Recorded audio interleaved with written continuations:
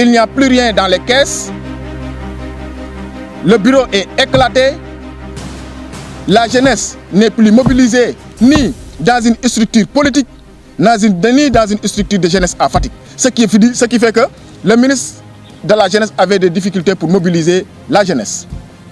Alors qu'est-ce qu'il a fait? Les autorités politiques de Fatick étaient venues à son secours en allant dans le département pour payer des jeunes.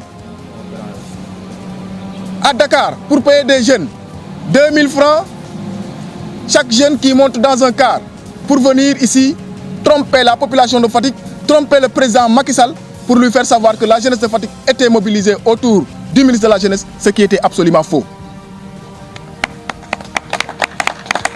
Ce même jour, le ministre de la Jeunesse nous avait fixé un rendez-vous au CEDEPS.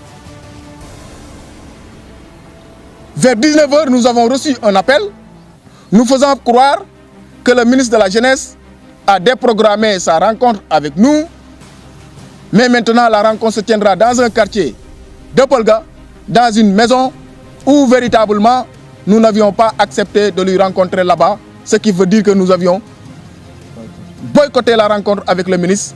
Nous n'avons pas voulu qu'il nous reçoive, ce qui est véritablement un échec, non seulement pour le ministre de la Jeunesse, mais aussi pour toutes les autorités politiques de Fatick.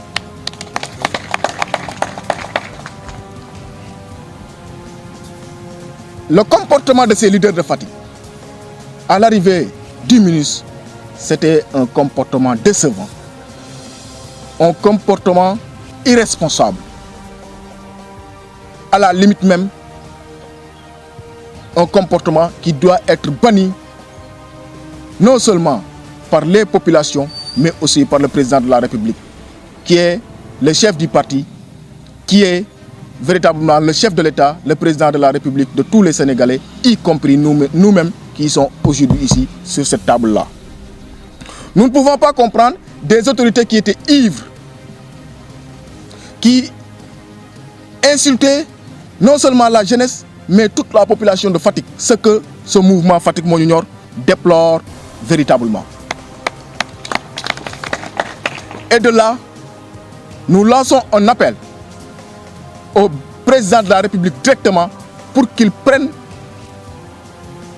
ses initiatives, pour qu'il prenne ses responsabilités vis-à-vis de ces comportements qui ne font que véritablement gangréner non seulement le parti au niveau local, mais aussi au niveau national. Concernant maintenant les autorités administratives,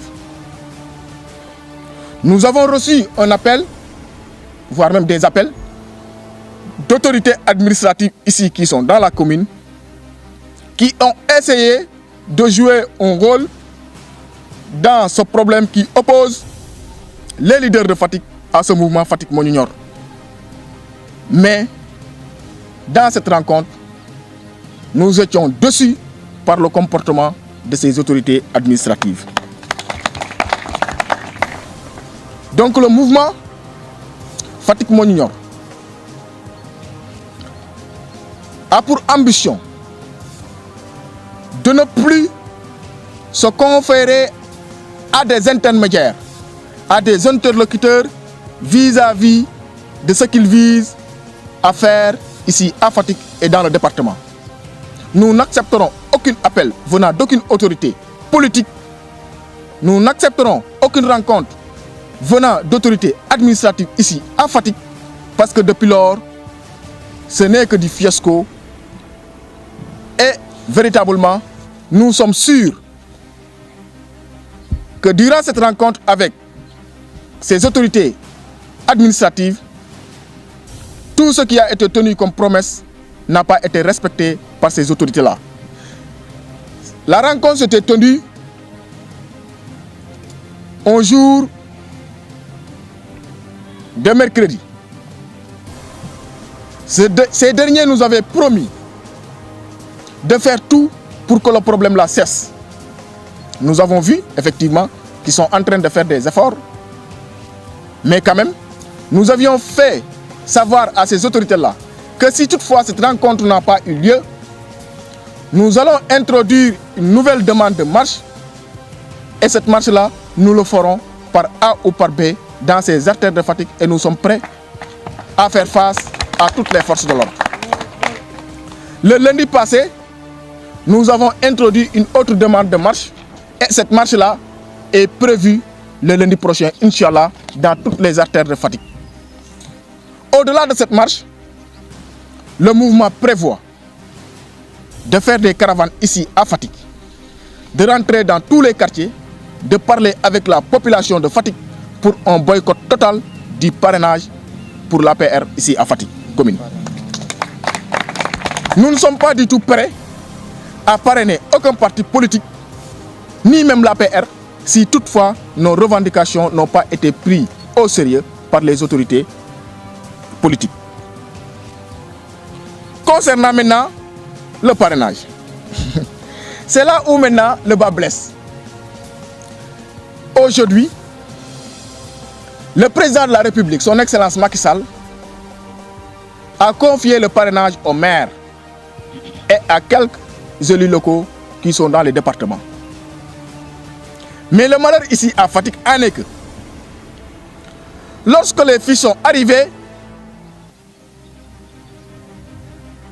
le maire les a confisquées et a pris ses propres conseillers analphabètes pour les confier les fiches pour qu'ils entrent dans les quartiers des gens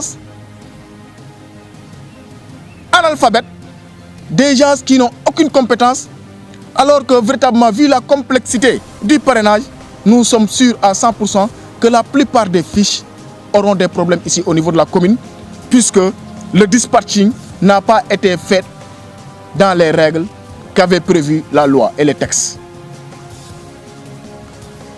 La plupart des leaders ici à Fatick sont allés chercher les fiches dans le département, ce qui est inadmissible politiquement. Là où il y a le problème, c'est que on peut tromper une partie du peuple, une partie du temps. Mais on ne peut pas tromper tout un peuple tout le temps.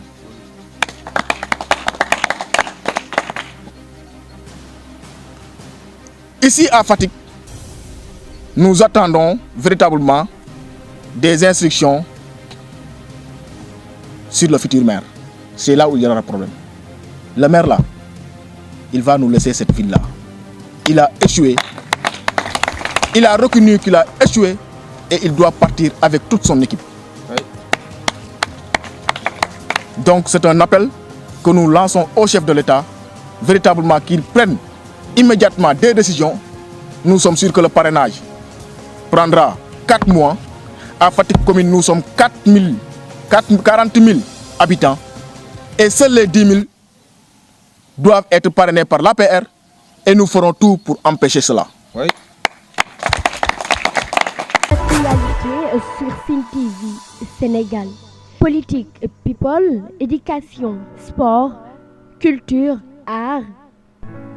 Pour plus de merveilles, abonnez-vous sur Sen TV Sénégal.